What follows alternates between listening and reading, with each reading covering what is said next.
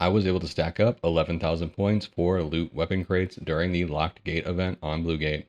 Now for my equipment, I brought in an anvil and a hole cracker with 2 stacks of ammo each, 7 stacks of adrenaline shots, a patrol car key, a Blue Gate village key, and the Blue Gate communication tower key. Now you can likely push this score to be a little bit higher depending on your RNG and if you know the weapon crate spawns on Blue Gate outside of the tunnel.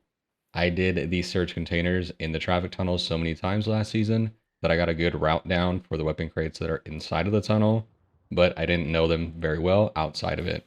Once you spawn in, you want to head for one of the 4 areas where you can print an access code to unlock the locked gate. These codes can be found at the Raiders Refuge, Reinforced Reception, Pilgrim's Peak, and the Ancient Fort. Once you've collected a key, you want to take it to the warehouse complex and interact with the console that it goes to. Once all 4 have been turned in, the lock gate will open and you'll have access to the traffic tunnels. Once you enter the traffic tunnels, you want to take your first right going into a small room that will have a zip line going up a set of spiral stairs. Underneath this staircase is a weapon crate spawn, so make sure you grab that and then continue into the traffic tunnels. Leaving the room, follow the traffic tunnels around to the right and essentially continue to follow the path and stay on the right hand side if it ever splits and goes a different direction until you reach a set of metal stairs with red lockers on the side. Take the metal stairs up and go into the room and you'll find yourself in a larger open space.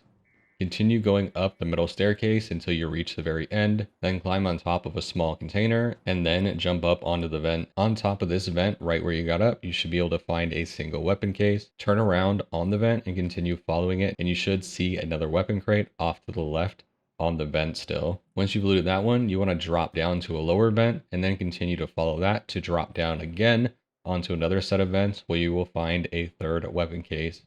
Once you've got all 3, you want to head out the way you came in and continue following the traffic tunnels, staying on the right hand side until you reach the main traffic tunnels where you started. You should see a large blue wall like the one that locked the gate originally. If you go to the back where that wall is, you should find a weapon case that is located on the ground near that wall.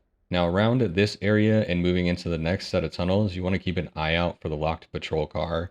You can find it somewhere in these traffic tunnels. It's randomly spawned and not always in the same place, but it will always look the same as the one that I got. Use the patrol car key to open the door and get another weapon case. Continue on with the path that you were on so you go into the other larger traffic tunnel. You should see a bunch of junk on top of a metal platform and you can find another weapon case right on top of that platform. Once you've collected that case, you want to head into the security wing where you can find a couple more cases. The first case can be found in a small room right at the top of the stairs that you use to get into the space, along with a bunch of other loot. Once you've grabbed this case, you want to head out to the left and go through the doorway that brings you into the larger open space that is essentially the reception area for this space. Head to the right following the lit columns. You can also follow the blue line that's on the ground, and you should arrive at a large door. It will require 3 batteries to open, and you can find those batteries somewhere in the reinforced reception area. If you're lucky like I was, it will already be opened once you get there. Head inside and you can find yourself another weapon case. At this point, you're done with the traffic tunnel, so you can just head back out to the outer area. From here, you want to head back up to Pilgrim's Peak. Head inside of Pilgrim's Peak and look for a locked door in that area. Now this door was already unlocked when I got here, but this is where the Blue Gate communications tower key goes. Inside of here, you can find yourself another weapon crate.